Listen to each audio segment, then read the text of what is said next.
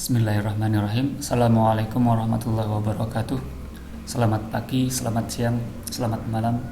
Kapanpun Anda menyaksikan video ini, mahasiswa IAS semester 2 mata kuliah matematika ekonomi ataupun siapa saja yang sedang menyaksikan video ini.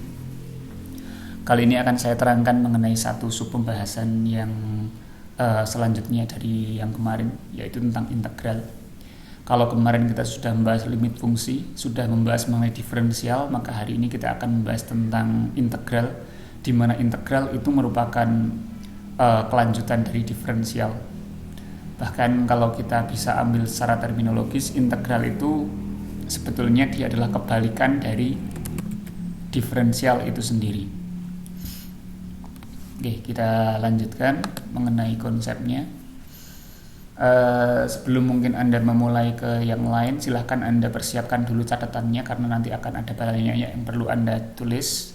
Lalu persiapkan juga tentu saja buku panduan yang saya share kemarin di PDF, buku untuk matematika ekonomi dan bisnis,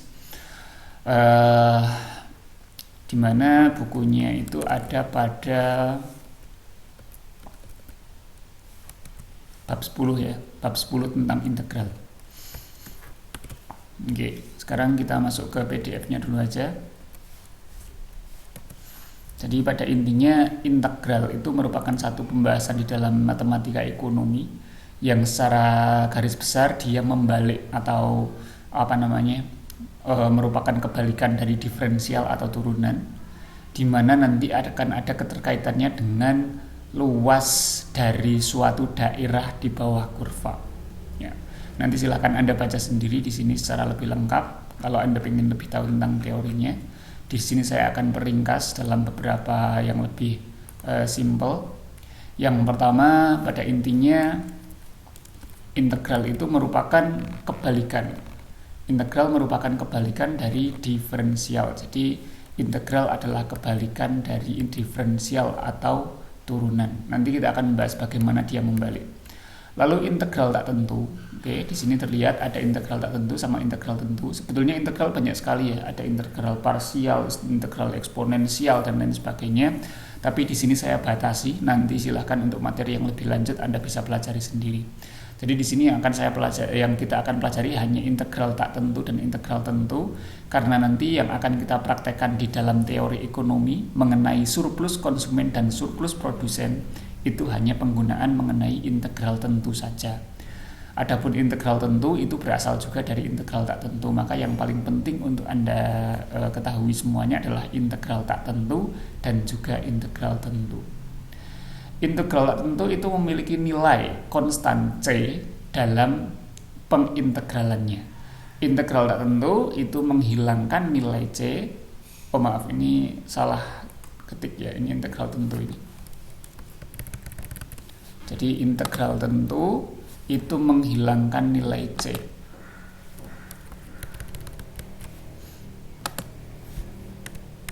Adapun ketika sudah masuk integral tentu, dia nanti akan menghilangkan nilai C. Oke, sekarang kita masuk dulu ke bagaimana maksud dari integral tak tentu itu dia menghasilkan nilai C.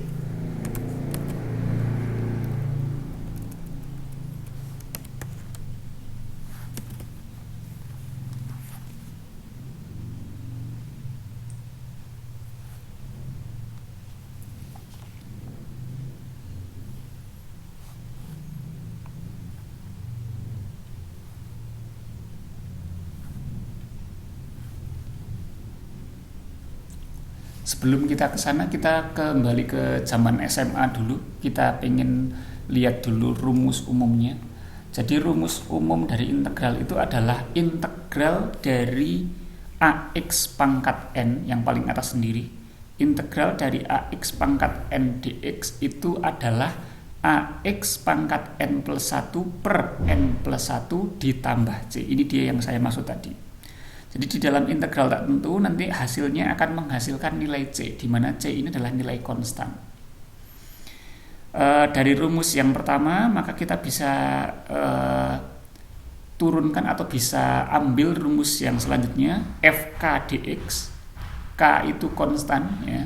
FK dx itu adalah bisa diandaikan kalau K saja. K itu kan artinya suatu bilangan tertentu, misalnya 2, 3, 4, setengah, dan lain sebagainya. Artinya dia tidak mengandung variabel X.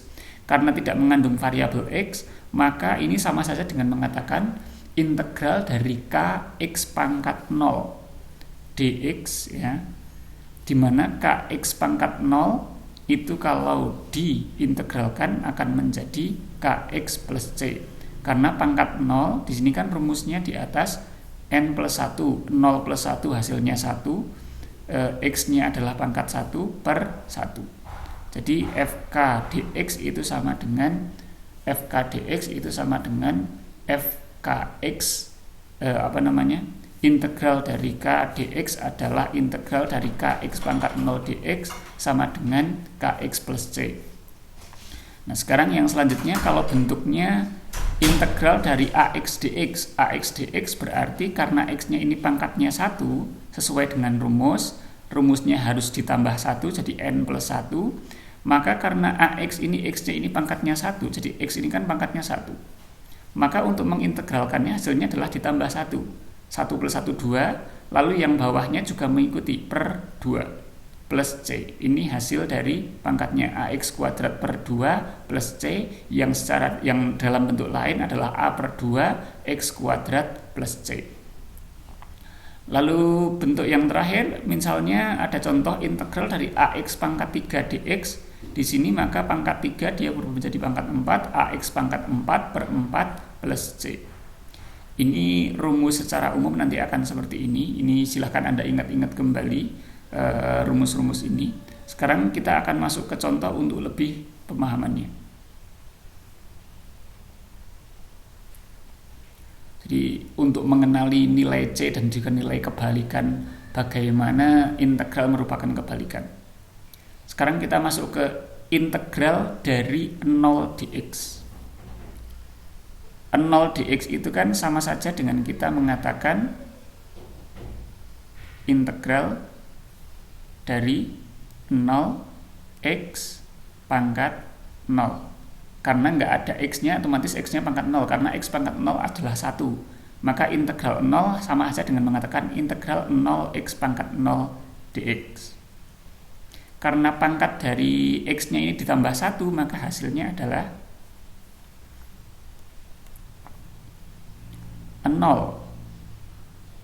pangkat kali x pangkat 1 per 1, jangan lupa ditambah C, ya, plus C nanti, yang nanti akan menghasilkan nilai, hasilnya adalah 0 kali x pangkat, ini hasilnya 0, ini hasilnya 0, maka hasilnya adalah 0 plus C, artinya hasilnya adalah C itu sendiri. Jadi untuk soal yang pertama, integral dari 0 dx itu adalah C. Yang selanjutnya integral dari 2. Nggak ada x-nya, nggak ada apa-apanya, jadi integral dari 2 gitu aja. Sama caranya, integral dari 2 artinya 2x pangkat 0. 2x pangkat 0 berarti tinggal ditambah 1, 2x pangkat 1 per 1. Ini mengikuti pangkatnya ini ya, ini sama dengan ini nanti. Jadi 2x pangkat 1 per 1 plus C. Sehingga hasilnya adalah 2x plus C. Maaf, ini kurang lebar. 2x plus C itu untuk integral dari 2. Bagaimana kalau integral dari 2x? Integral dari 2x, karena 2x ini pangkatnya 1, maka tinggal ditambah 1, maka hasilnya adalah 2x kuadrat per 2 plus C.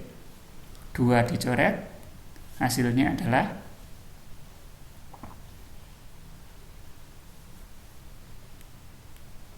x kuadrat plus C. Ya, itu untuk integral 2x. Bagaimana untuk integral 6x kuadrat plus 3? Nah, kalau untuk ini, karena ada plusnya seperti ini, maka masing-masing dikerjakan sama aja kita mengatakan integral dari 6x kuadrat plus 3 itu sama aja dengan mengatakan integral dari 6x kuadrat sama integral dari 3 gitu, karena ada tanda plusnya. 6x kuadrat kalau kita integralkan, ini saya kira kita sudah paham ya. 6x kuadrat berarti nanti hasilnya adalah 6x pangkat 3 per 3 plus c ya, nanti ada plus c nya, plus 3 itu kan tadi, kalau tadi contohnya kalau 2 aja berubah menjadi 2x plus c, maka 3 berubah menjadi 3x plus c ya. Berarti 6x kuadrat per 3 plus 3x, jangan lupa plus c ya. Ini bisa dicoret sehingga nanti hasilnya adalah integral dari 6x kuadrat plus 3, hasilnya adalah 2, karena ini setelah dicoret 6 dan 3 nya setelah dicoret itu hasilnya 2, maka 2x pangkat 3 plus 3x plus c. Mungkin ada yang bertanya, mengapa kok c nya kok hanya 1 tok, bukannya c nya ini juga berasal dari 3x, c nya juga berasal dari 2x pangkat 3. Karena c ditambah c itu hasilnya c. Karena c itu apa toh? C itu adalah suatu bilangan konstan, di mana bilangan ini kita nggak tahu berapa, gitu ya. Itu mengenai nilai c-nya. Maka karena c-nya ini tidak bisa ditentukan berapa, maka dikatakan integralnya disebut sebagai integral tak tentu, gitu ya.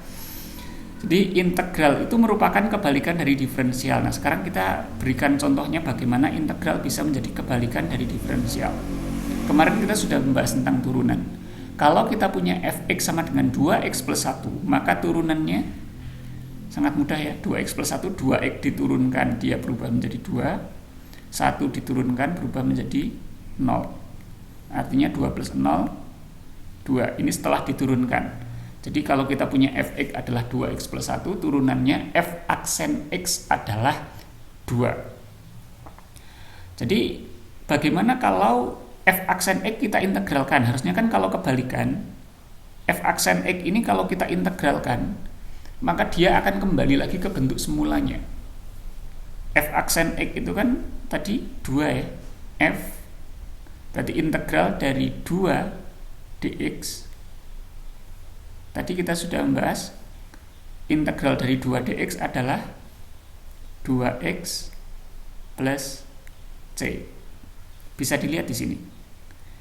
Integral dari f aksen x itu 2x plus c, padahal fx-nya adalah 2x plus 1. 2x plus 1 sama 2x plus c.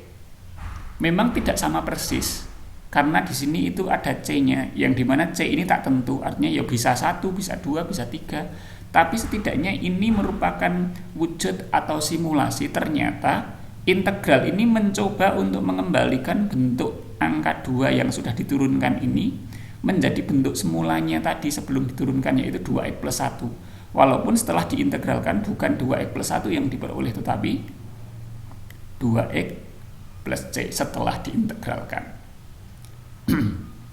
Jadi itulah konsep tentang bagaimana integral bisa dikatakan sebagai kebalikan dari turunan atau kebalikan dari diferensial. Nah, sekarang kita akan masuk ke yang selanjutnya mengenai integral tentu. Tadi dikatakan integral tentu itu adalah menghilangkan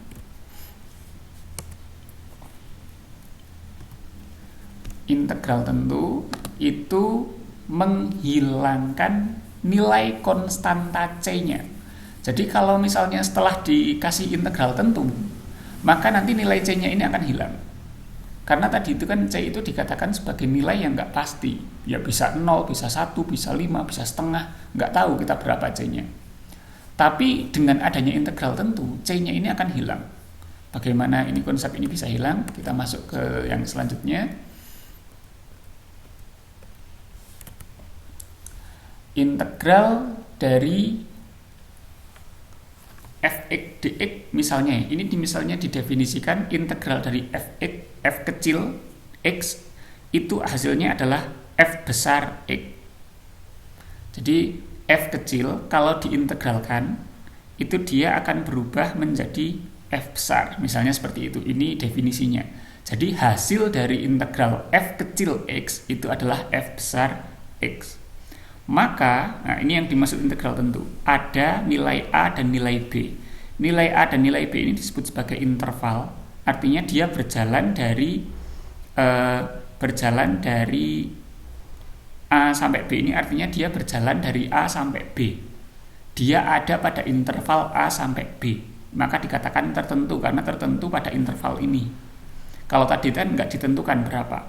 Jadi integral tentu itu contohnya definisinya integral tentu dari A ke B fx dx itu didefinisikan sebagai fx f besar X. Jadi hampir sama ya antara yang atas sama yang bawah. Bedanya kalau yang atas itu nggak ada A, B-nya, kalau yang bawah ada A, B-nya. Jadi integral tentu dari A sampai B f kecil X itu menghasilkan f besar X berjalan dari A sampai B, di mana akan menghasilkan nilai f besar B dikurangi f besar A. Ini saya kira dulu waktu SMA Anda pernah belajar. Nah, sekarang contohnya, ini contoh paling gampang. Saya punya contoh ada fungsi fx. Fx-nya itu yang gampang aja, x plus 1 diintegralkan tentu dari 0 sampai 2. Maka langkahnya seperti halnya definisinya, maka yang pertama dilakukan fx harus diintegralkan dulu menjadi f besar X. Berarti x plus 1 harus diintegralkan dulu. Integral dari x plus 1 adalah x kuadrat per 2 plus x. Kita udah bahas tadi ya. X ini kalau diintegralkan berubah jadi ini. X kuadrat per 2 plus X. Lalu dia berjalan dari 0 sampai 2. Berjalan dari 0 sampai 2. Artinya apa kalau berjalan 0 sampai 0 sampai 2? Hasilnya nanti akan pengurangan dari FB min FA. Artinya dia merupakan pengurangan dari substitusi nilai 2 dan substitusi nilai 0 pada X-nya. Jadi X kuadrat per 2 plus X plus C, kita substitusikan X-nya dengan angka 2, sehingga menghasilkan 2 kuadrat per 2 plus 2 plus C, dikurangi, nah ini dia, dikurangi dengan substitusi yang bawahnya, yaitu nilai 0. Berarti 0 kuadrat per 2 plus 0 plus C, dimana ini menghasilkan nilai 0, 0, C. Berarti yang bawah ini nanti hasilnya, kalau kita simpulkan lagi, yang atas ini dulu, 2 kuadrat per 2 plus 2 hasilnya berapa ya? 2 kuadrat per 2 plus 2. 2 kuadrat itu adalah 4, 4 per 2 adalah 2, 2 ditambah 2 adalah 4. Berarti yang atas itu adalah 4, jangan lupa plus C. Yang bawah dikurangi, yang bawah ini adalah nggak cukup, ini nanti aja, nggak usah di sini. Dikurangi yang bawah,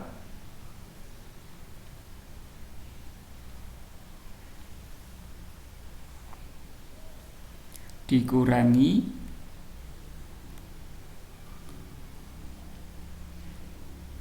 0 per 2 0 plus 0 0 plus C, berarti 0 plus C.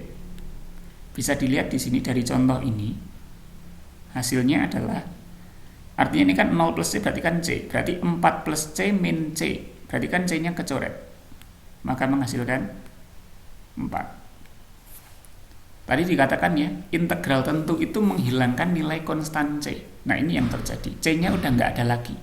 Jadi sudah tidak ada lagi nilai konstan yang nggak tentu, itu sudah nggak ada. Jadi integral tentu dari 0 sampai 2 dari X plus 1 dx hasilnya adalah 4. Nah sekarang kita akan mempelajari bagaimana ternyata nilai 4 ini adalah nilai luas di bawah kurva.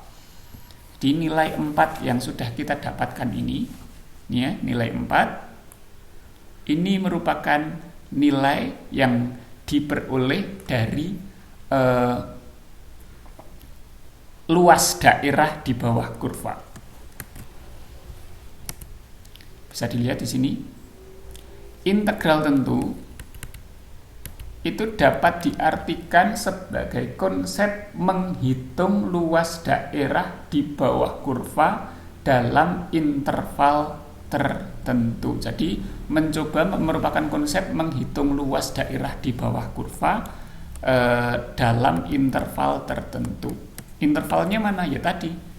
Jadi 4 ini bisa dikatakan gini, 4 ini merupakan luas dari luas daerah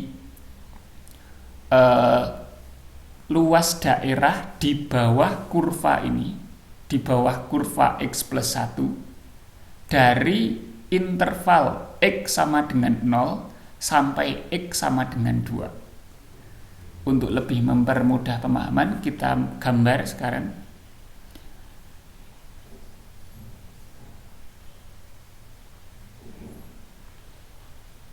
Maaf.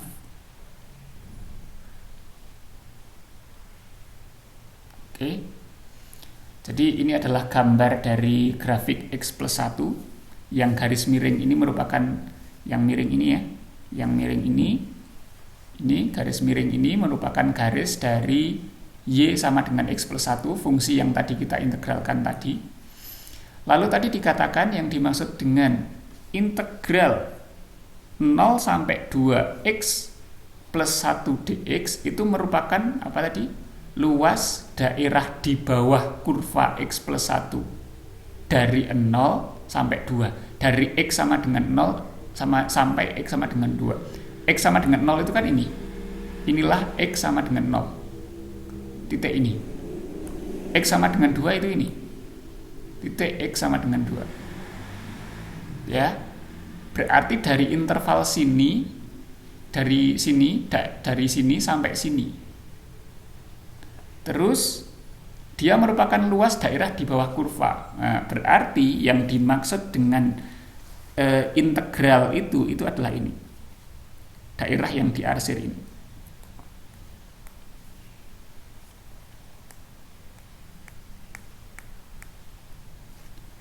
Daerah yang diarsir inilah yang dimaksud dengan integral 0 sampai 2x plus 1 dx. Mengapa kok tadi mengapa kok hasilnya itu kan, kita kalau ingat ini hasilnya tadi berapa ya? 4 ya. Hasilnya itu 4. Kita buktikan sekarang. Bisa dilihat di sini. Ini kan gambar dari grafik X plus 1. Anda kalau lupa bagaimana cara menggambar Y sama dengan X plus 1 kok bisa seperti ini, gimana? Anda kembali ke materi yang kemarin-kemarin sudah ada waktu kita membahas tentang kurva permintaan, kurva penawaran, lalu membahas tentang keseimbangan pasar, persamaan non-linear, yaitu kita sudah membahas di sini. Linear dan non-linear sudah membahas bagaimana cara menggambar X plus 1 kok bisa menjadi garis semacam ini, itu sudah kita bahas kemarin. Jadi dari grafik ini kita ingin membuktikan bagaimana integral 0 sampai 2x plus 1 dx itu kok sama dengan 4. Bisa dilihat bangun datar yang diarsir ini kan bentuknya trapesium ya. Jadi kita bisa menggunakan luas trapesium untuk menghitung luasnya. Atau mudahnya gini, luas yang diarsir ini kan sama aja mengatakan luas segi 4 ini ya, segi 4 yang bawah ditambah dengan luas segitiga yang atas. Atau karena sudah saya buat kotak-kotak semacam ini kan tinggal ngitung kotaknya kalau ingin menghitung luasnya. Berarti kan ini luasnya 1, 2, dengan 3. Lalu yang ini setengah sama setengah yaitu 4. Sehingga luasnya adalah 4. Ya. Jadi ini luasnya itu 4. Sama hasilnya. Jadi itu yang dimaksud dengan bagaimana integral tentu itu dapat diartikan sebagai konsep luas daerah di bawah kurva dari nilai interval tertentu sampai interval tertentu, dari 0 sampai 2. Hasilnya pun sama. Tadi kita sudah menghitung integral X plus 1 dx sama dengan 4, dan kita sudah menghitung di grafiknya ternyata juga hasilnya 4, luasnya adalah 4. Oke, itulah konsep integral. Mohon silahkan dipahami bagaimana cara tentang integral ini merupakan luas daerah di bawah kurva, karena inilah konsep yang akan kita gunakan untuk memahami tentang konsep ekonomi yang dikenal sebagai surplus produsen dan surplus konsumen.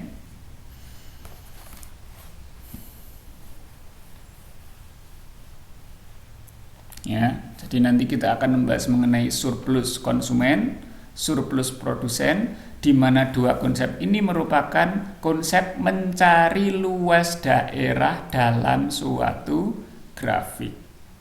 Kok bisa seperti itu? Kita lihat di bawahnya. Ini contoh. Ini contoh dari apa yang telah kita kenal dulu, atau mungkin Anda kenal dalam konsep ekonomi makro.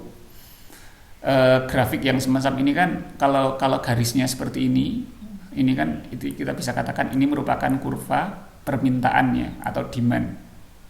D, kurva demand atau kurva permintaan. Kenapa? Karena semakin tinggi harga, semakin kecil permintaan, gitu kan? Misalnya permintaannya ada di sini, ada di 0. Permintaannya ada di 0 berarti harganya 15. Permintaannya ada di 5, harganya 10, semakin turun. Permintaannya semakin turun menjadi, kalau harganya semakin turun menjadi 0 misalnya, maka permintaannya menjadi 15, gitu ya, semakin besar kebalikannya. Ini maka kurva permintaan. Yang ini adalah kurva penawaran, atau bahasanya kita S, supply. Ya. Jadi ini adalah kurva demand, ini adalah kurva supply. Tadi dikatakan konsep surplus ini merupakan konsep untuk menghitung luas. Kita tidak perlu membahas surplus dulu karena kita belum bahas. Kita bahas dulu mengenai konsep permintaan dan penawaran. Ternyata di sini juga ada konsep luas. Kita kenal titik ini kan titik keseimbangan. Dalam bahasa kita kenal dengan E. E itu kan, ada yang tak tahu apa itu E? E merupakan titik equilibrium. Saya kira Anda sudah tahu. Equilibrium.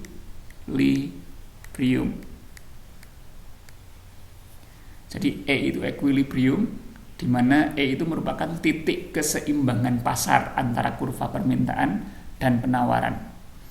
Dari kurva ini terlihat, ternyata keseimbangan pasar terjadi untuk P sama dengan 10 dan Q atau kuantitas permintaan yang saat itu sama dengan kuantitas penawaran sebesar 5. Jadi P-nya 10, kuantitasnya 5. Artinya apa tuh seperti ini? Artinya pada saat itu di pasar harganya itu 10. Karena jumlah permintaan sama dengan jumlah penawaran, yaitu sebesar 5 unit atau mungkin 5 ton atau mungkin 5 kuintal, yang terserah barangnya apa. Yang jelas saat itu terjadi harganya 10 untuk kuantitas 5. Harga 10 untuk kuantitas 5. Artinya apa? Kalau misalnya 5 ini kita anggap sebagai 5 unit misalnya ya, 5 unit mobil misalnya dengan harga 10 ini misalnya $10.000 atau 10 juta atau 10 M misalnya, atau apalah, 10 intinya. Artinya kalau 1 unit harganya 10, ini kan permintaannya itu 5 unit, penawarannya juga 5 unit, atau intinya kuantitasnya 5 unit, harganya 10. Otomatis kalau 5-5-nya ini dibeli, maka harganya adalah, karena 1 unitnya harganya 10, maka kalau ke 5-5-nya ini dibeli, maka ya rumusnya kan berarti kuantitas dikali harga. Berarti 5 kali 10 hasilnya 50. Jadi dalam kondisi seperti itu, dalam kasus di atas, saat harga 10 dan saat kuantitasnya 5, kuantitas di sini adalah kuantitas permintaan dan kuantitas penawaran, atau kuantitasnya intinya 5, harganya 10. Kalau 5-5-nya ini dibeli, maka semua akan menghasilkan uang 50. Dimana kalau di dalam matematika 5 ini kan jarak dari ini sampai sini. Ini 5. 10 adalah jarak sini sampai sini. Dan 50 itu adalah luas bidang yang diarsir. Artinya, kalau saat hari itu terjadi transaksi semuanya, permintaannya 5, penawarannya 5, dan ditransaksikan semuanya, maka transaksi itu akan menghasilkan nilai 50. Kalau misalnya ini 50 dalam miliar, berarti 50 miliar. Kan gitu. Dan ternyata kita lihat di sini. Ternyata di dalam konsep permintaan dan penawaran itu juga ada konsep luas. Jadi konsep 50 ini kan konsep nilai transaksinya. Dan ternyata konsep nilai transaksinya ini merupakan luas daerah dari persegi panjang, yaitu 5 dikali dengan 10. 5 dikali 10 itu adalah 50. Dan merupakan konsep dari luas persegi panjang, panjang kali lebar, panjangnya 10, lebarnya 5. Nah, bisa dilihat di sini ternyata ada konsep luas daerah di sini. Nah, nanti akan kita kaitkan dengan konsep luas daerah yang tadi. Konsep luas daerah dengan menggunakan integral tadi. Sebelum kita ke sana, kita masuk dulu ke teorinya. Apa itu surplus konsumen? Apa itu surplus produsen? Untuk mempelajari surplus konsumen dan produsen secara detail, silakan Anda baca-baca dulu di PDF-nya tadi, di buku PDF-nya, di bab 10 tadi ada di situ materi tentang surplus konsumen dan surplus produsen. Tapi kita masuk ke ringkasannya dulu tentang surplus konsumen. Surplus konsumen merupakan nilai atau keuntungan yang diperoleh, yang dinikmati konsumen. Jadi surplus konsumen adalah keuntungan yang dinikmati oleh konsumen. Mengapa konsumen memperoleh keuntungan? Karena sebetulnya harga yang berlaku di pasaran itu berada di bawah, ya. Harga yang berlaku di pasaran itu ada di bawah harga maksimal yang mampu dibayar oleh konsumen. Ini maksudnya gimana ini? Nanti kita akan tahu, akan paham konsepnya kalau kita sudah sampai ke contohnya. Intinya, sebetulnya konsumen itu mampu membayar suatu harga. Contoh misalnya ada 1 unit mobil harganya 100 juta. Padahal konsumen itu ibaratnya mau dijual 150 pun dia masih mampu. 150 juta itu dijual 150 juta, konsumen masih mampu bayar. Tapi ternyata kok dijualnya kok 100. Otomatis kan konsumen diuntungkan sebesar 50 juta.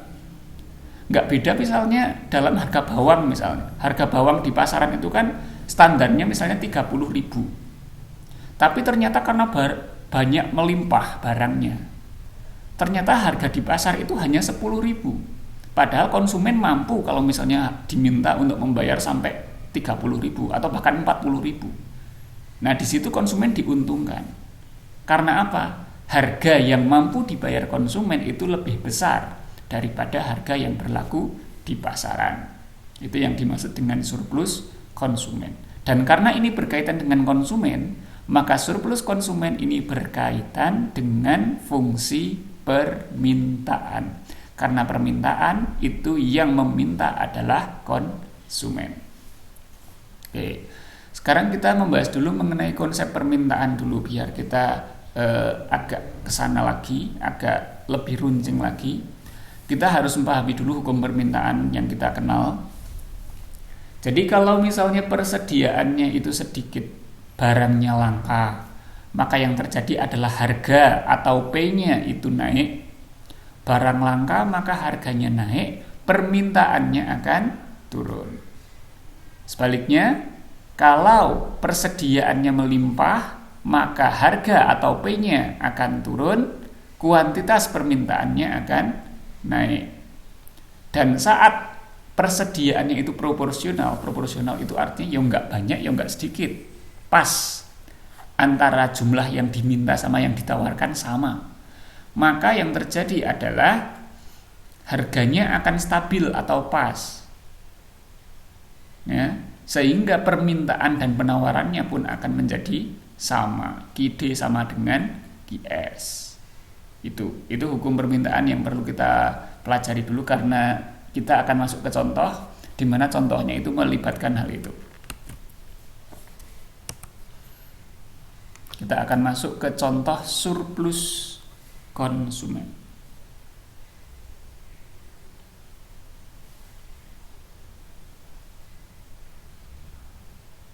Jadi misalnya diketahui,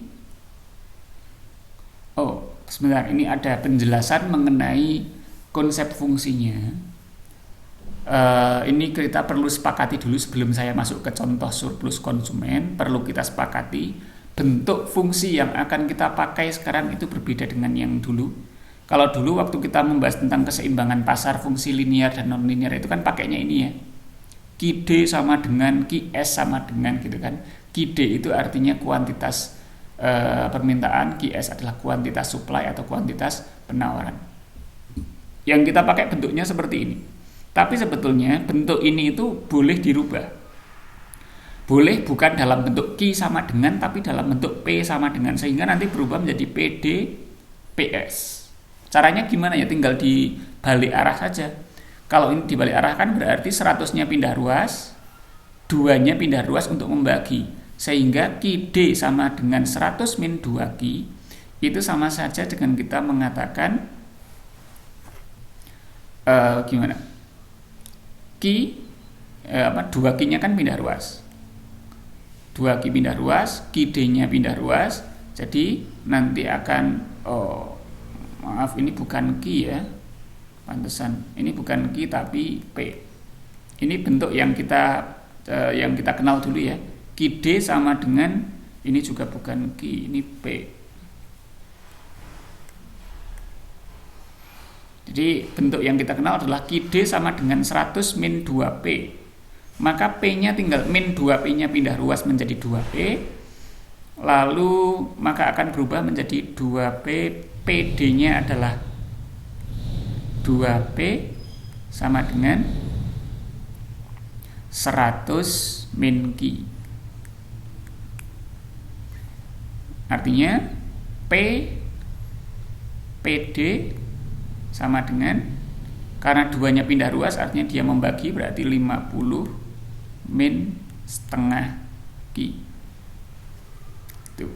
Itu untuk konsep merubah QD menjadi PD. Apakah sama? Sama. Kenapa harus dirubah? Karena kita sedang ingin bahas integral nanti, di mana integral itu mensyaratkan kalau bisa fungsinya jangan dalam bentuk Q tapi dalam bentuk P. Itu akan lebih mudah untuk diintegralkan. Lalu PS itu juga sama, karena QS-nya itu P plus 50, maka tinggal dipindah ruas saja. Berarti PS itu adalah Q min 50. Jadi PS itu adalah Q min 50. Ya, itu tentang konsep bagaimana membalik fungsi, karena memang fungsi yang akan kita pakai sekarang adalah dalam bentuk PD dan PS, bukan QD dan QS. Sekarang kita ke contoh SK. SK itu surplus konsumen. Diketahui fungsi PD dan PS. PD-nya adalah 15 min Q, PS-nya Q plus 5. Jadi di sini diketahui di dalam suatu mekanisme pasar persaingan sempurna ya asumsinya. Karena dalam persaingan sempurna maka PD sama PS-nya atau fungsi permintaan sama penawarannya itu nanti bisa dianalisa dengan dengan detail dengan teliti atau dengan pas lah intinya. Jadi ini asumsinya ini adalah pasar persaingan sempurna, di mana dalam pasar persaingan sempurna diketahui PD, fungsi PD itu kan demand, fungsi permintaannya adalah 15 min Q, fungsi penawarannya adalah Q plus 5. Lalu diminta untuk mencari berapakah SK-nya, surplus konsumennya. Dari contoh ini nanti kita akan tahu apa sih yang dimaksud dengan yang tadi surplus konsumen. Surplus konsumen itu kan tadi keuntungan yang diperoleh.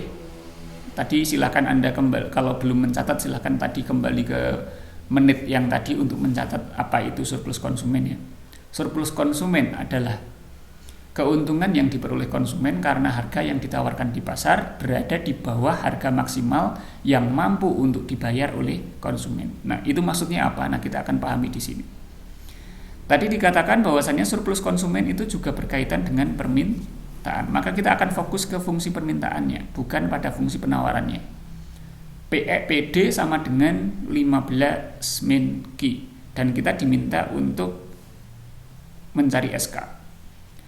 Dan di sini asumsinya berapakah surplus konsumen pada PE? E itu apa? PE adalah harga pada saat equilibrium, artinya harga pada saat titik keseimbangan pasar. PE. Jadi PE itu adalah price, P besar itu harga, price, E-nya itu equilibrium, yaitu pada saat titik keseimbangan. Jadi berapakah SK-nya? Jadi kalau di soal kok nggak dicantumkan apa-apa, hanya ditanya diketahui fungsi permintaan kayak gini, lalu carilah SK-nya. Maka yang dimaksud di situ adalah pada saat terjadi harga keseimbangan pasar. Walaupun juga ada soal yang mencantumkan pada saat PE sama dengan sekian gitu. Tapi kalau nggak dicantumkan, artinya di situ pada saat harga keseimbangan pasar. Nah, sekarang kita perlu mencari dulu berapakah PE, di mana untuk mencari harga keseimbangan pasar kita sudah tahu caranya, menyamakan fungsi. Kalau dulu saat fungsinya dalam bentuk QD sama QS, maka tinggal disamakan aja QD sama dengan QS, nanti akan ketemu titik keseimbangan pasar. Tapi karena di sini fungsinya dalam bentuk PD dan PS, maka kita buat PD sama dengan PS. PD-nya adalah 15 min Q, PS-nya adalah Q plus 5.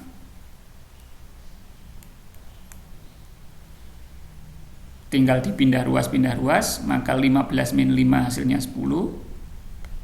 Min Q-nya pindah ruas menjadi 2 Q, sehingga Q-nya ketemu 5.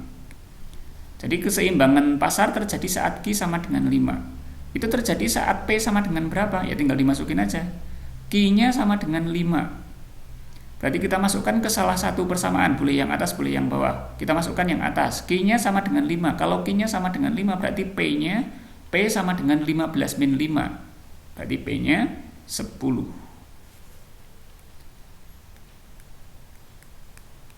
Ya, itulah cara mencari titik keseimbangan pasar. Jadi kalau kita lihat soalnya secara lebih lanjut, diketahui fungsi permintaan adalah 15 min Q, fungsi penawaran adalah Q plus 5, maka kita diminta untuk mencari SK, di mana SK adalah surplus konsumen pada saat keseimbangan pasar. Keseimbangan pasar terjadi saat Q sama dengan 5, P sama dengan 10. Nah, sekarang akan kita bahas di sini, ya. Terjadi saat PE sama dengan 10, QE sama dengan 5. Tadi dikatakan surplus konsumen itu berkaitan dengan fungsi permintaan. Maka ini kita fokus ke PD. PD-nya adalah 15 min Q.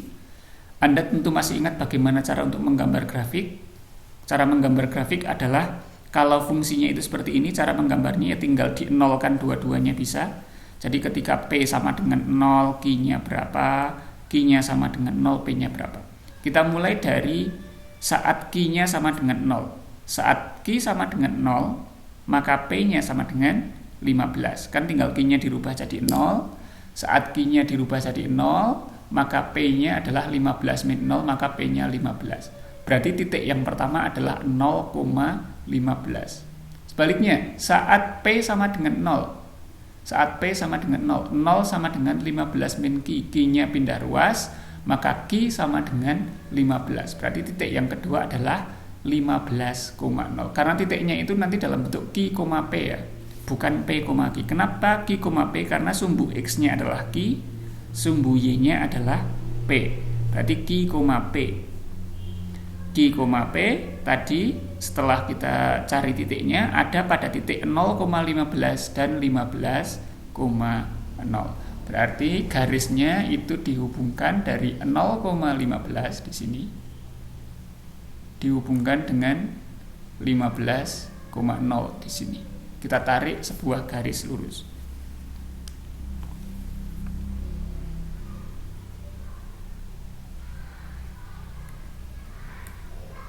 Oke, anggap aja lurus.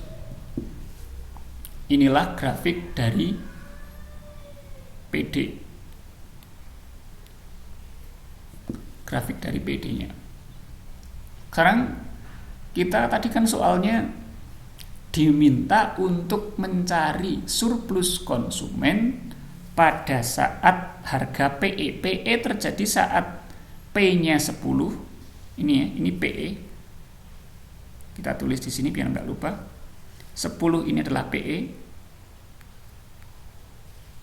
Lalu 5 ini adalah QE.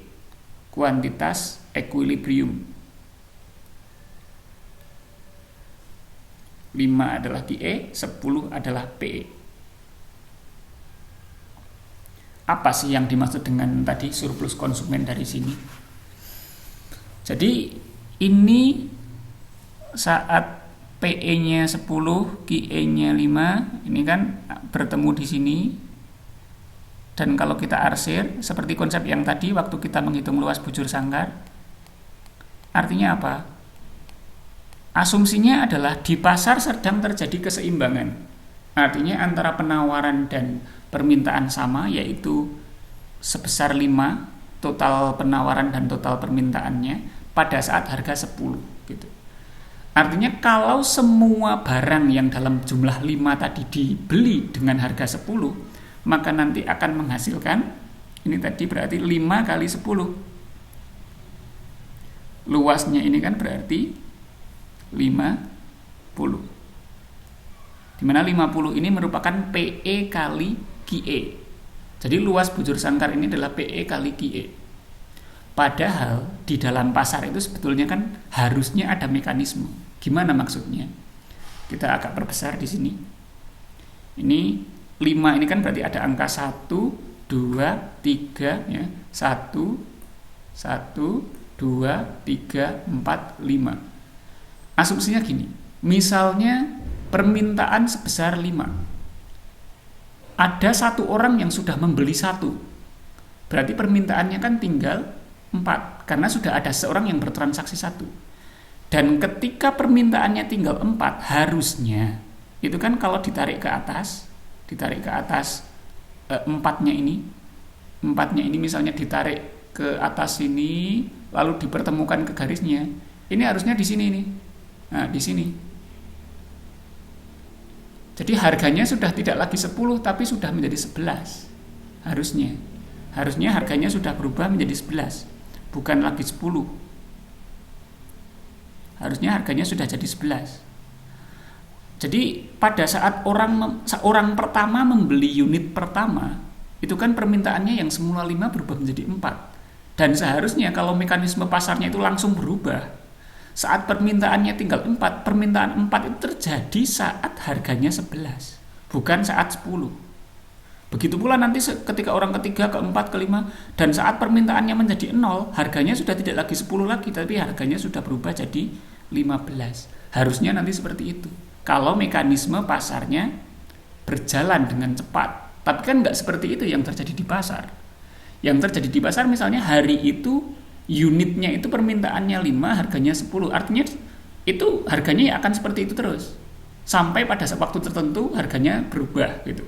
Tapi karena harganya nggak berubah, otomatis kalau 5 unit itu dibeli semuanya, maka 5 unit itu akan menghasilkan harga transaksi sebesar 50. Padahal 50 itu hanya yang diarsir kotak ini. Padahal kalau tadi mekanismenya berjalan semuanya, harusnya bukan yang dikotakin tapi yang di trapesium ini, di trapesium dari sini. Harusnya kalau mekanisme pasarnya berjalan dengan cepat seperti tadi, saat 4.11, saat permintaannya 3 harganya 12, saat permintaannya 1 harganya menjadi 14 di sini misalnya, maka luas trapesium lah yang seharusnya menjadi nilai transaksinya. Nah, karena harganya itu tidak seluas ini, nilainya itu nggak seluas trapesium, hanya seluas persegi panjang, disitulah konsumen mendapatkan keuntungan pada segitiga ini. Inilah yang dimaksud sebagai surplus konsumen. Jadi konsumen mendapatkan keuntungan karena ini. Karena harga yang perlu ditransaksikan itu hanya ada pada luas bidang yang kotak ini, bukan pada luas trapesiumnya. Jadi kalau kita kembali ke konsep luas, surplus konsumen adalah konsep untuk mencari luas daerah di bawah grafik, ya, di bawah grafik. Kalau kita pakai konsep integral, mencari luas daerah di bawah grafik ini dari interval 0 sampai 5, batasnya 0 sampai 5 atau 0 sampai QE, ya, dari 0 sampai QE dikurangi dengan luas persegi panjangnya. Dikurangi dengan luas persegi panjangnya. Itu kan artinya gini, luas daerah di bawah kurva dari 0 sampai QE itu kan luas trapesium. Dikurangi dengan luas persegi panjang, yaitu 50 ini yang merupakan luas dari PE kali QE. Sehingga nanti akan ketemu luas segitiga.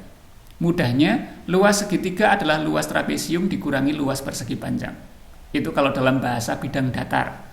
Kalau dalam bahasa integral, SK itu adalah luas dari daerah integral. Daerah integral itu berarti luas di bawah kurva tadi, antara 0 sampai QE, dikurangi dengan luas persegi panjang. Secara matematis, SK itu adalah luas daerah integral, berarti luas integral tentu dari 0 sampai QE untuk fungsi PD, karena fungsinya dalam bentuk Q maka ini adalah DQ, dikurangi luas persegi panjang yang merupakan PE kali QE. Inilah luas dari daerah luas dari daerah segitiga yang kita kenal sebagai SK. Kita akan lebih ketahui, kita coba di sini ya, kita lihat luasnya sekarang lah. Kita lihat dia dari visualnya saja sekarang. Dari visualnya baru nanti kita ke rumus. Lihat di sini. Satu kotak ini kira-kira berapa nilainya? Lebarnya 5, panjangnya juga 5. Berarti ini 25. Satu kotak ini 25, ini juga 25. Ya kan? 25 ditambah 25, 50 kan? 25, 25. Lalu segitiga yang kecil ini kan setengahnya kan? Setengah dari satu kotaknya, berarti ini adalah 12,5. Jadi sebetulnya dari gambarnya kita sudah tahu SK-nya ini adalah 12,5. Itulah surplus konsumennya dari gambar. Nah sekarang kita buktikan benar nggak secara integral. Kita buktikan di sini. Integral dari PD. PD itu kan 15 min Q. Oke, kita masukkan ke rumus ya. 15 min Q. Oke, mungkin kita membutuhkan satu ruang baru.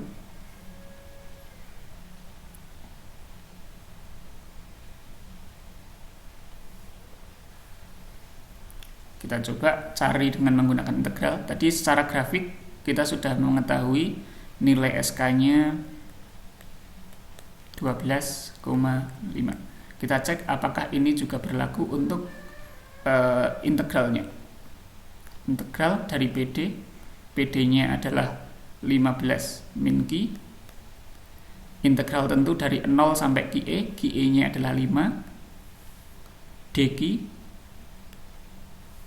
min PE kali QE. PE-nya terjadi saat 10, QE-nya terjadi saat 5. Sama dengan integral dari 15 min Q adalah, udah tahu ya caranya, 15 Q. Q-nya berubah menjadi Q atau min Q per 2 kuadrat.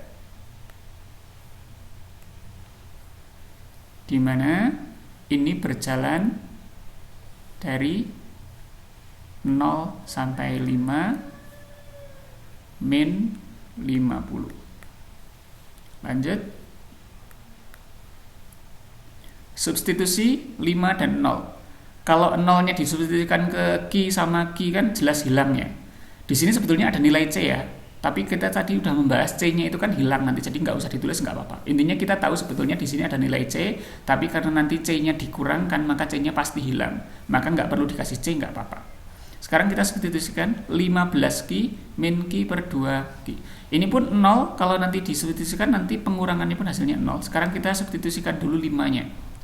15 kali Q kali batas yang atas yaitu 5 min 5 kuadrat per 2, 5 kuadrat per 2 berarti 25 per 2, 12,5 min, kalau 0-nya yang disubstitusikan maka 0 min 0 yaitu 0. Nanti dikurangi lagi 50. Jadi ini hasil integralnya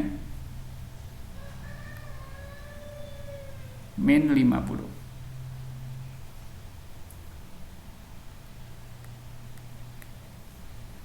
Yang di dalam kurung kotak 15 kali 5 75, 75 dikurangi 12,5 hasilnya adalah 75 dikurangi 12,5 62,5 dikurangi 50 hasilnya 12,5. Ini secara matematis hasilnya 12,5. Tadi secara grafik juga hasilnya 12,5. Mungkin ada yang bertanya, loh Pak, ini kok mencarinya kok sulit banget toh, kenapa nggak pakai grafiknya tadi aja, kan tinggal ngitung-ngitungnya gampang, tinggal bikin kotak-kotak terus dicari dengan rumus trapesium atau rumus segitiga kan bisa.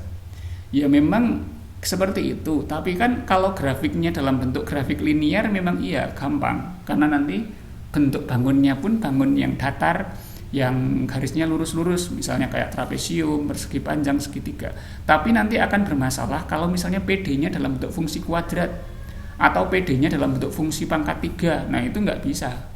Maka di sini kita perlu pakai integral biar kita tahu bagaimana cara menghitung secara matematis untuk semua fungsi, baik fungsi yang linear maupun fungsi yang kuadrat. Intinya sekarang kita tahu rumus dari SK adalah ini, integral dari PD dari 0 sampai QE dikurangi PE kali QE tadi secara matematis, dan secara visual SK merupakan luas daerah tadi yang segitiga kecil tadi di atas, yang merupakan luas dari semua grafik di bawah kurva daerah integral dikurangi luas persegi panjang. Tadi alasannya mengapa kok SK itu luas segitiga tadi sudah kita bahas ya. Itulah surplus konsumen. Nah, sekarang kita akan masuk ke yang selanjutnya tentang surplus produsen.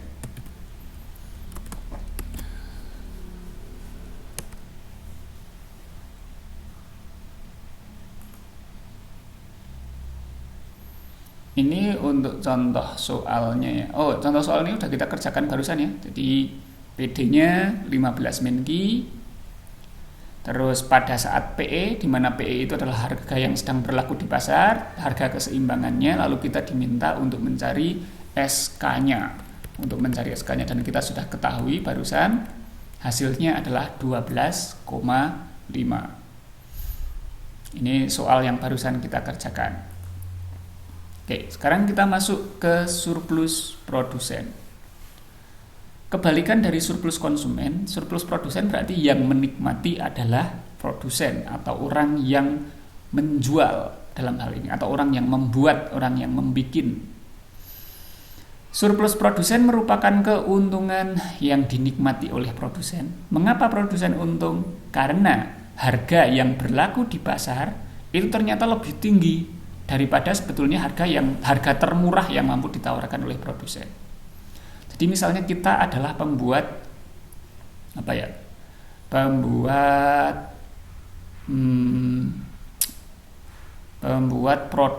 produknya misalnya tas. Kita adalah pembuat tas. Tas ini harga produksinya hanya 50.000. Tapi ternyata di pasaran itu lakunya 100.000. Artinya harga pasaran saat itu 100.000. Padahal sebetulnya kita mampu kalau misalnya dijual 50.000 aja nggak apa-apa misalnya gitu. Itu kita masih untung. Minimal nggak rugi lah kalau dijual 50.000 itu. Tapi ternyata di pasar yang berlaku 100.000. Nah, disitulah seorang produsen akan memperoleh keuntungan. Karena apa? Karena sebetulnya dia mampu menawarkan harga yang lebih murah daripada 100.000, tapi harga yang berlaku di pasaran itu 100.000, sehingga dia nanti akan punya keuntungan dari selisih harga 50.000 tadi. Dan sebaliknya juga dengan surplus konsumen, surplus produsen itu berkaitan dengan fungsi penawaran. Ya, surplus produsen itu kaitannya sama fungsi penawaran. Maka dari itu kita perlu ingat-ingat lagi hukum penawaran, kebalikan dari hukum permintaan tadi. Dalam hukum penawaran, kalau persediaannya itu sedikit atau langka, maka harga akan turun, ya kan? Saat barangnya itu langka atau sedikit, kan harga akan naik. Kalau harga naik, maka banyak orang yang ingin jual, sehingga penawaran akan naik. Saat persediaan barang itu melimpah banyak, maka harga akan turun. Karena harganya turun, sedikit orang yang mau menjual karena untungnya dikit. Jadi searah lah antara harga sama kuantitas itu searah, antara P sama Q itu searah. Dan saat barang ketersediaannya itu pas proporsional antara penawaran dan permintaan, maka harganya itu akan pas. Jumlah antara penawaran dan permintaan itu juga akan sama. Ini kebalikannya yang tadi untuk poin 1 dan 2. Sekarang kita masuk ke contoh. Ini untuk contoh soal sama dengan yang tadi ya.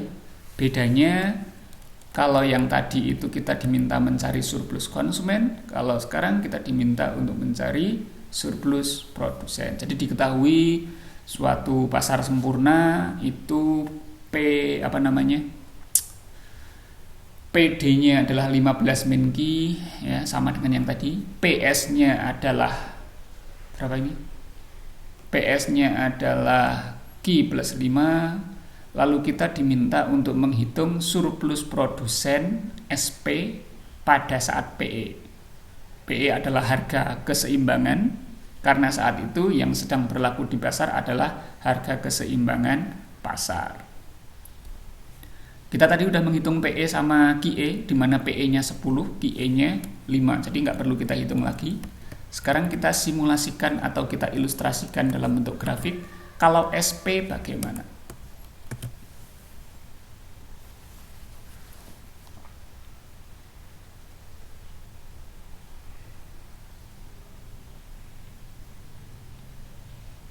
Pertama kita buat dulu kurva PS. PS-nya itu kan Q plus 5 dengan cara yang sama tadi. Kalau Q-nya 0, P-nya berapa? Kalau Q-nya 0, P-nya sama dengan 5 kan? 0 plus 5 sama dengan 5. Berarti Q atau titik yang pertama adalah 0,5. Saat P-nya 0, maka sama dengan Q plus 5, 5-nya pindah ke sebelah kiri menjadi min 5. Berarti Q-nya adalah min 5. Berarti titiknya adalah 0,5 dan min 5,0. 0,5 itu ada di sini. Ini 0,5. Min 5,0 ada di sana ya, nggak terlihat di sini. Tapi kalau ditarik garis intinya seperti ini miringnya. Nanti garisnya miring seperti ini. Garisnya miring seperti ini. Kalau kita perpanjang garisnya maka akan terbentuk garis seperti ini. Nah, aduh, kok hilang?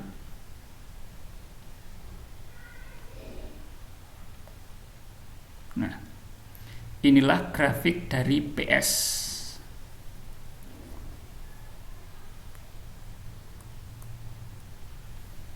Anda bisa kembali belajar bagaimana cara untuk menggambar grafik. Jadi PS intinya adalah garis yang mengarah ke kanan atas, karena memang yang namanya kurva penawaran itu harus mengarah ke kanan atas karena seimbang antara penawaran dan harga. Sekarang dengan konsep yang sama seperti tadi, ini terjadi pada saat PE dan QE.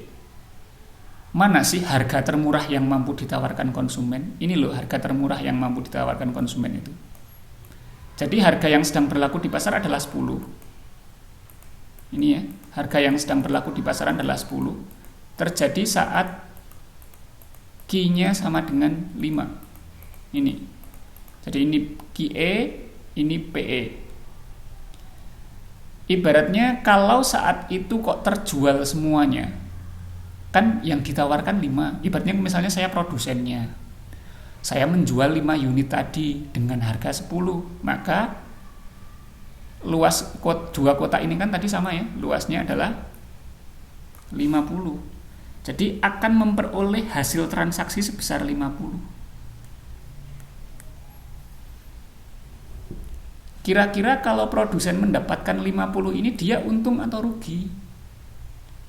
Dia untung. Kenapa untung? Karena sebetulnya produsen itu bisa memberikan harga lebih murah lagi, yaitu 5. Tapi gimana lagi, yang berlaku di pasaran adalah 10. Sehingga dia memperoleh uang 50. Padahal harusnya kalau misalnya mekanisme pasar berjalan, berarti kan gini, ilustrasinya sama seperti tadi. Kalau saat penawarannya itu 5, harganya masih 10. Saat permintaannya 5. Tapi kalau misalnya 1 udah terjual, maka penawarannya kan tinggal 4. Jadi tadi penawarannya 5, 1 terjual dengan harga 10. Berarti ada harga, udah mendapatkan uang 10. Penawarannya sekarang tinggal 4 karena 1 udah terjual. Karena penawarannya tinggal 4, maka kalau kita urutkan ini ke atas, kalau diurutkan ke atas, ini nanti akan ketemu sini, bukan 10 lagi tapi 9. Jadi barang yang kedua harganya sudah tidak lagi 10, tapi harganya cuma 9. Berarti nanti ini 10, ini 9, yang ini nanti saat penawarannya tinggal 3, harga barang yang ini nanti harganya tinggal 8. Dan seterusnya, 8, 7, 6 dan seterusnya. Sehingga sebetulnya yang didapatkan oleh produsen kalau mekanisme itu pasar berjalan secara cepat, artinya setelah barang terjual langsung berjalan mekanisme pasar, barang terjual langsung berjalan mekanisme pasar, maka sebetulnya saat itu juga itu yang diperoleh oleh produsen itu hanya ini toh, hanya trapesiumnya ini. Tapi kan enggak, di dalam pasar yang kita kenal itu kan kalau misalnya saat itu kok harga 10, ya mau terjual berapapun ya tetap 10 harganya. Otomatis yang diperoleh oleh konsumen adalah 50, bukan yang di trapesium. Kalau yang di trapesium ini kan kalau kita jumlahkan ini hanya 25 tambah 12,5. Yang trapesium ini kan hanya sekitar berapa? 25 tambah 12,5. 37,5.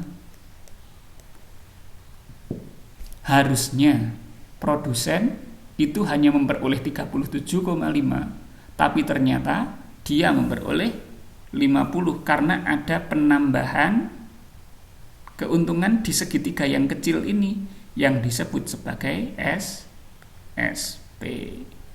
Jadi segitiga yang kecil inilah disebut SP. Hampir sama dengan yang tadi ya, cuman bedanya ini bentuknya yang berbeda. Kalau kita lihat di sini berarti SP itu apa? SP itu adalah luas persegi panjang dari semuanya ini dikurangi luas trapesium. Dari yang tadi, luas persegi panjang itu adalah PE kali QE, ya kan? Atau 5 kali 10 PE kali QE. Sedangkan trapesium itu adalah luas integralnya, yaitu luas dari integral tentu dari 0 sampai 5 untuk kurva PS. Otomatis sekarang kita memperoleh kesimpulan SP merupakan luas persegi panjang dikurangi luas daerah integral, sehingga kita tahu rumusnya tinggal dibalik. SP itu rumusnya adalah PE kali QE dikurangi integralnya, integral dari 0 sampai QE untuk fungsi PS D Q. Inilah rumus dari SP. Untuk penjelasan rumus ini semua sudah lengkap di PDF-nya, Anda bisa baca-baca sendiri di sana, SK, SP, bagaimana rumusnya, bahkan ada contoh soalnya. Ya. Dari gambar ini kelihatan ketemunya 12,5. Apakah kalau dengan menggunakan rumus ini hasilnya juga 12,5? Tentu saja seperti itu. Kita lihat ya. Kita buktikan, guys. SP sama dengan PE kali QE min integral 0 sampai 5 PS-nya apa tadi? Q plus 5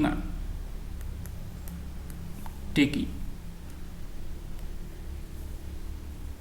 sama dengan PE kali QE 10 kali 5 50 min integral dari Q plus 5 adalah Q per 2 Q-nya kuadrat plus 5Q, yang harusnya pakai C tapi nggak perlu karena C-nya nanti hilang, dari 0 sampai 5 sama dengan 50 min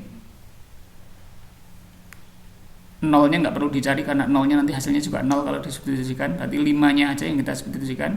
5 kuadrat per 2 25 per 2 12,5 ditambah 5Q, 5 kali 5 25. Terlihat ya, ini kan tadi ya 37,5 yaitu luas trapesium, 50 yaitu luas persegi panjang. 50 min 37,5 hasilnya 12,5. Jadi hasilnya sama, baik dengan menggunakan rumusnya maupun menggunakan ilustrasi grafiknya. Untuk lebih memperjelas, kita akan masuk ke contoh soal yang lebih sulit. Kita masuk ke contoh soal yang ada di bukunya. Silahkan Anda buka PDF-nya, masuk ke surplus konsumen.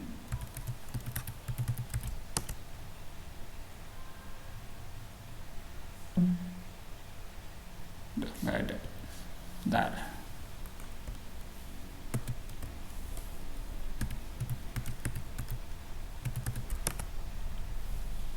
Ya, surplus konsumen materinya juga udah ada di sini pada halaman 243. Contohnya saya pakai yang agak sulit, yang pakai tadi kan contoh yang mudah udah ya, yang contoh pertama dan kedua tadi. Sekarang kita pakai contoh yang ada di buku, contoh yang agak berbeda.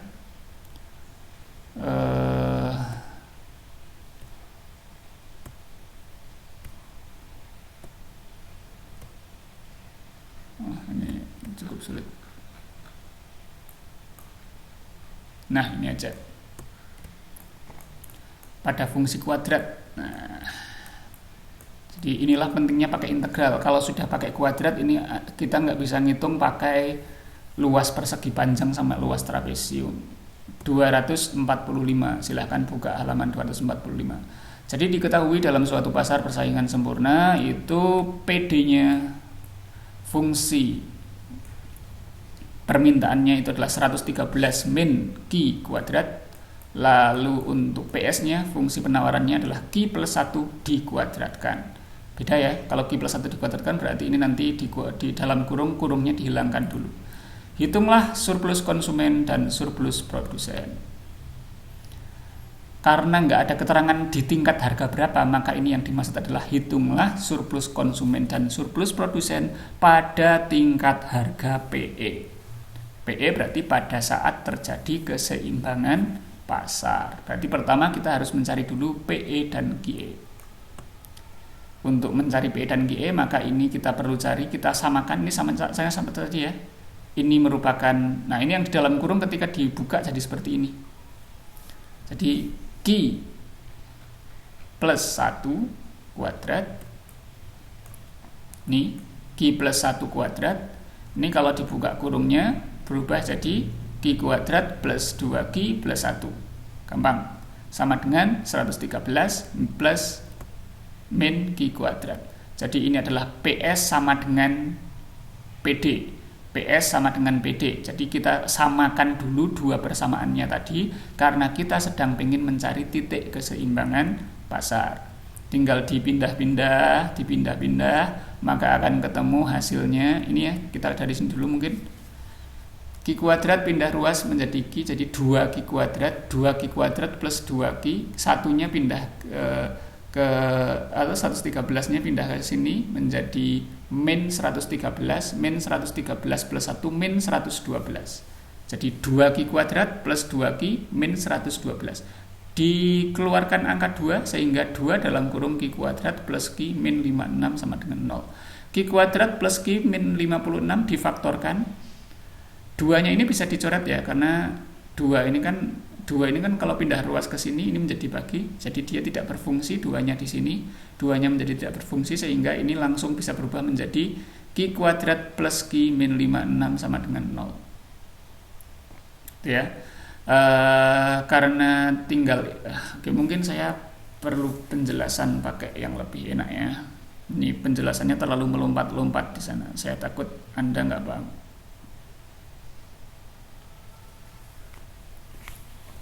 Kita buat yang versi lengkapnya.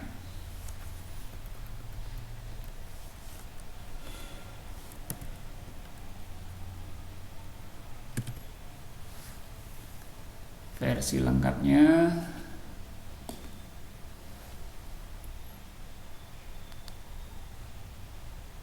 Jadi untuk mencari keseimbangan pasar, PD kita sama dengan PS, di mana PD-nya tadi adalah 113 min Q kuadrat sama dengan Q plus 1 kuadrat.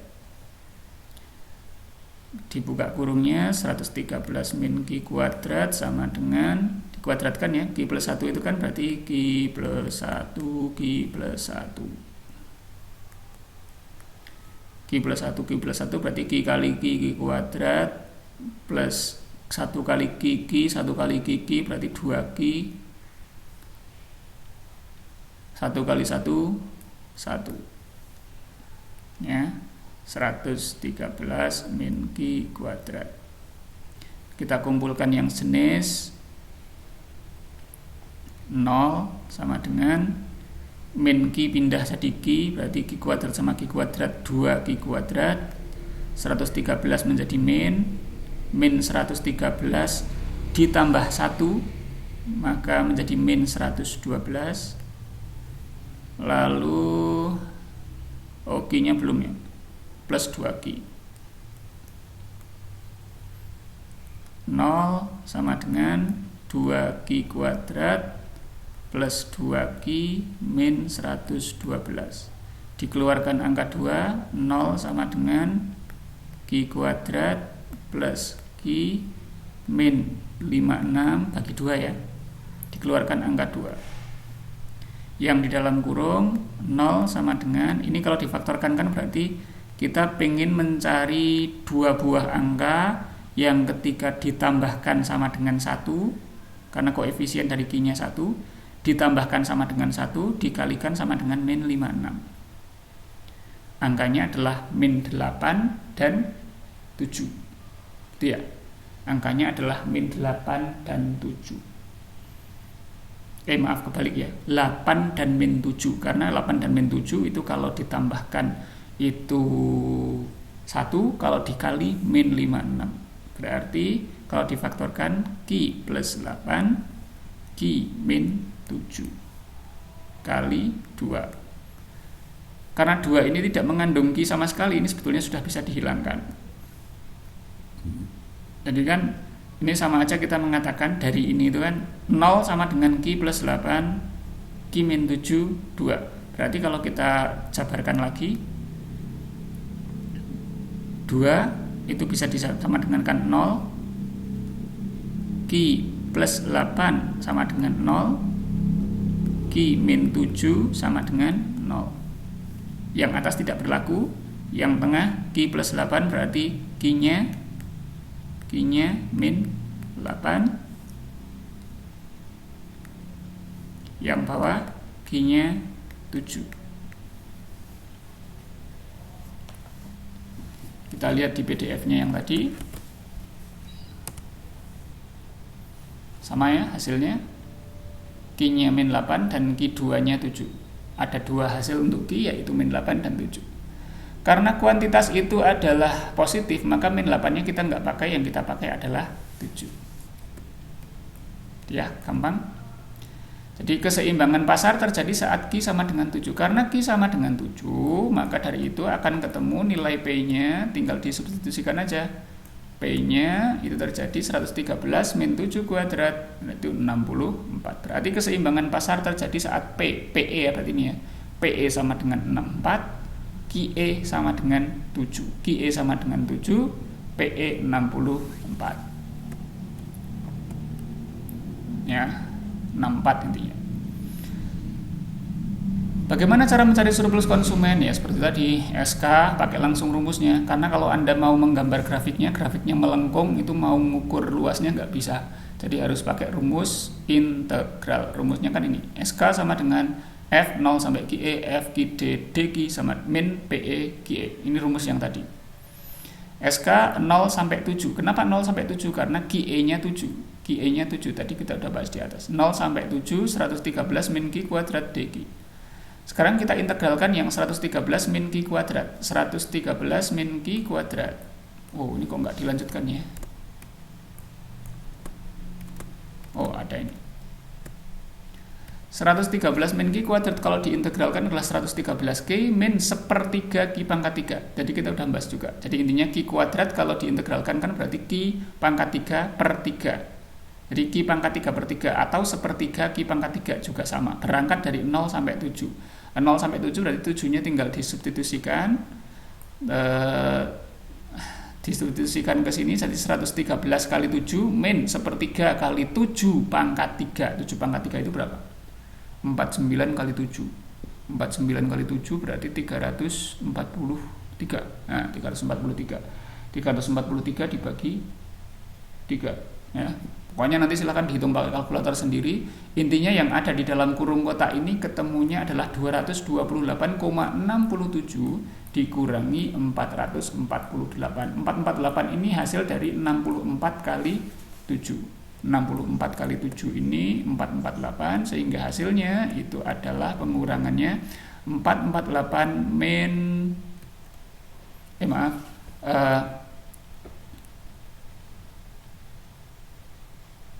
ya, intinya yang ada di dalam integral ini silakan nanti dicari hasilnya berapa, dikurangi 448, hasilnya adalah 228,67. Nanti kalau Anda mengerjakan soal yang semacam ini, kerjakannya lebih lengkap karena ini di buku hanya lompat-lompat, intinya langsung hasil. Tapi kalau Anda mengerjakannya, kerjakan secara rinci dan lengkap. Kalau ingin mencari surplus produsen pun sama, rumusnya tinggal dibalik, PE kali QE integral 0 sampai QE, dan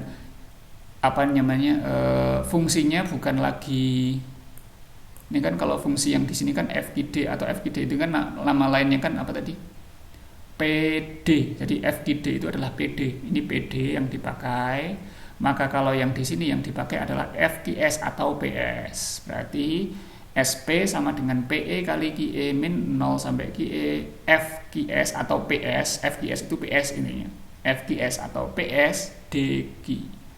Sehingga SP-nya 64 kali 7 448 sama integral dari 0 sampai 7 Q plus 1 kuadrat. Q plus 1 kuadrat seperti yang tadi dihilangkan dulu kurungnya, sehingga Q plus 1 nanti hasilnya adalah Q kuadrat plus 2Q plus 1.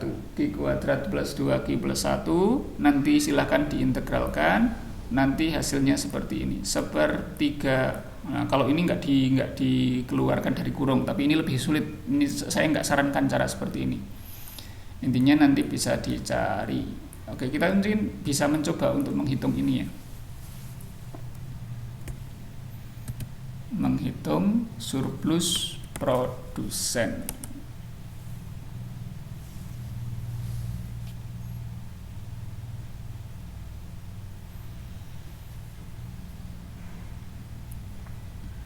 Surplus produsen PE kali QE min integral 0 sampai 7 PS DQ. Jadi ini itu sama saja dengan mengatakan SP sama dengan biar ada kecocokan sama bukunya ya. PE kali QE min integral 0 sampai 7 PS itu adalah FQS sama DQ. Jadi FQS itu sama aja dengan PS. SP PE kali QE 7 kali 7 kali 64 ya min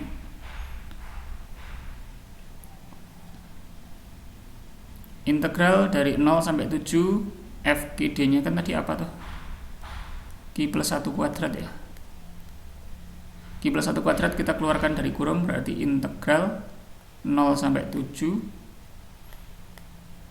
Q kuadrat plus 2Q plus 1 DQ.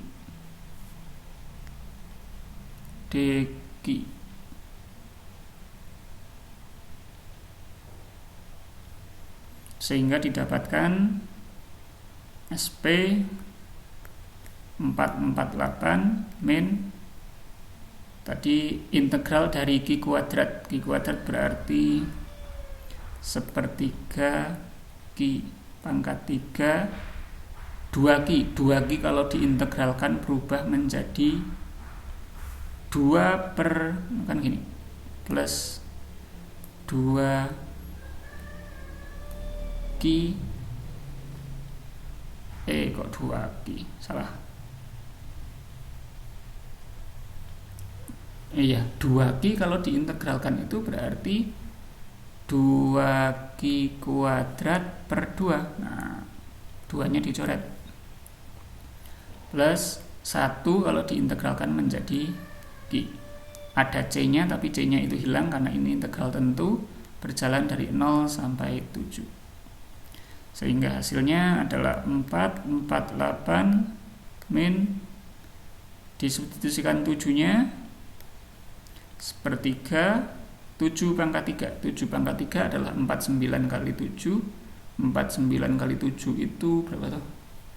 49 kali 7 adalah 343.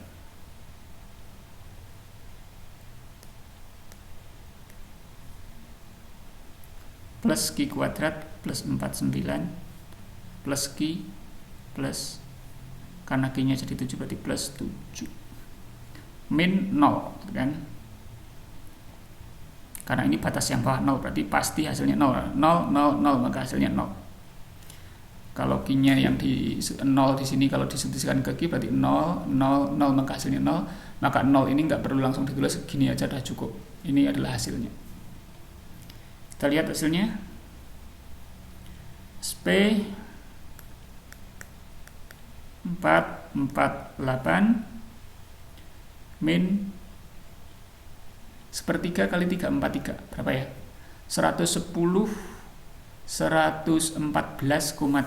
Nah, 114,3 plus 49 plus 7.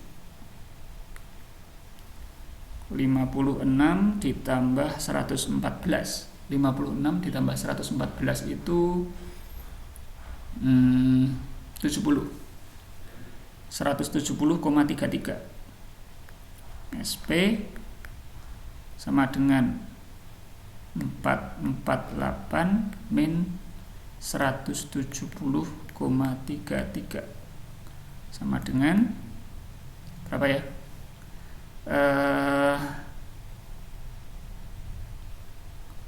248 ditambah 29 saya kok bingung. 448 dikurangi 170,33 kurangi 10 9 7 10 kurangi 3 7 9 kurangi 3 6 7 14 kurangi 7 7 3 kurangi 1 2 277,67. Itulah surplus produsen. Kalau pakai kalkulator lebih gampang ya. 277,6. Sama enggak ya? Enggak tahu. Sehingga hasilnya oh iya sama ternyata 277,67. Jadi itulah cara untuk mencari SP dan SK. Itu cara yang rumit, cara secara matematis dan juga cara yang sederhana, cara gambaran ilustrasinya melalui grafiknya tadi kita sudah membahas semuanya. Filosofisnya juga sudah kita bahas ya. Mengapa kok muncul SK, mengapa muncul SP, mengapa dikatakan konsumen untung, mengapa dikatakan produsen untung. Karena sebetulnya konsumen mampu membayar pada harga maksimal, produsen mampu menjual dengan harga minimal. Lalu dengan grafik kita sudah menganalisa, dengan contoh soal juga sudah, contoh soal pun yang linear sudah, yang kuadrat sudah. Jadi sekarang tinggal tugas Anda. Ini sedikit informasi untuk kelompok yang terakhir, yaitu kelompok 5 dan kelompok 6. Itu kan harusnya kelompok 5 itu membahas integral, kelompok 6 membahas matriks, tapi karena integral ini materi yang cukup sulit, maka matriks saya tiadakan. Jadi karena ini juga perkuliahan daring, ini sulit untuk menjelaskan materi yang cukup rumit, jadi matriks saya tiadakan. Integral ini silahkan saya bagi untuk kelompok 5 dan kelompok 6. Kelompok 5 mengerjakan surplus konsumen, maksudnya membuat presentasinya ya. Kelompok 5 mempresentasikan surplus konsumen, kelompok 6 mempresentasikan surplus produsen. Jadi soalnya seperti ini. Soalnya hampir mirip dengan yang barusan kita kerjakan, hanya berbeda dikit lah. Ini karena nggak ada yang bisa saya tulis tadi. Q plus 1 kuadrat maksudnya ini. Q plus 1 kuadrat di atas ini maksudnya PD-nya 85 min Q kuadrat. Ini maksudnya Q segitiga 2 itu Q kuadrat.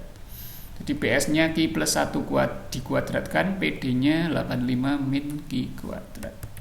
Hampir mirip dengan yang barusan kita kerjakan ya. Jadi yang pertama adalah hitung SK-nya pada tingkat harga PE. Lalu hitung SP-nya pada tingkat harga PE juga. Nomor 1 dipresentasikan oleh kelompok 5, nomor 2 dipresentasikan oleh kelompok 6. Silakan membuat video YouTube-nya untuk mempresentasikan ini. Nanti saya akan memberikan pertanyaan dengan melalui aplikasi Zoom pada pertemuan setelah Lebaran. Silakan dikerjakan untuk kelompok 5 dan kelompok 6. Dan jangan lupa untuk semua kelompok dari kelompok 1 sampai kelompok 6 juga mengerjakan soal ini, dikumpulkan di Dropbox. Foldernya nanti saya buatkan. Oh iya, ini masih ada yang kurang. Sangat kurang sekali ini, bentar. Jadi yang kurang adalah, jadi intinya pada soal ini merupakan tugas, dua buah tugas ya. Saya cek dulu ini tugas kita sudah sampai tugas berapa ya.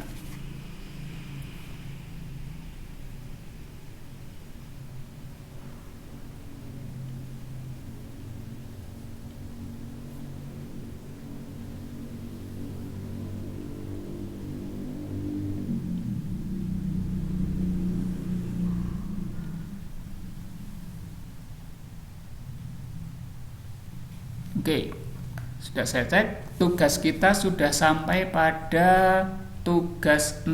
Berarti ini adalah tugas 7 dan tugas 8. Dan ini saya tambahi ya. Serta sketsakan grafiknya. Jadi grafiknya itu ya tadi, SK-nya itu di segitiga di bagian mana atau gitu. Ini juga sketsakan grafiknya.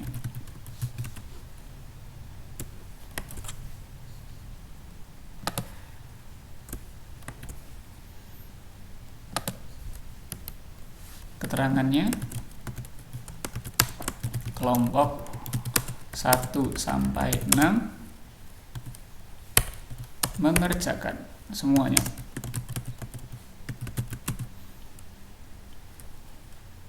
Di mana nomor 1 surplus, yaitu surplus konsumen, itu sebagai tugas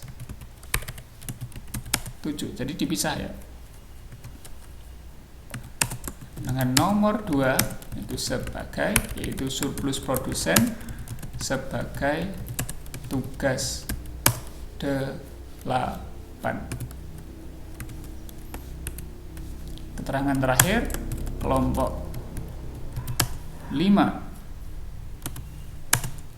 mempresentasikan nomor 1, kelompok 6 mempresentasikan nomor 2. Oke, seperti itu saja yang bisa saya sampaikan. Kalau ada pertanyaan silahkan ditanyakan via WA nanti. Saya kok kelelahan ya menjelaskan, ini lama banget ya tadi videonya. Kurang lebihnya mohon maaf. Assalamualaikum warahmatullahi wabarakatuh. Bentar, ini saya berikan gambarannya nanti biar nggak bingung. Ini nanti kira-kira sketsa grafiknya seperti apa ya, misalnya gitu kan. Jadi silahkan Anda sketsakan grafiknya. Itu kira-kira bentuk grafiknya seperti ini nanti.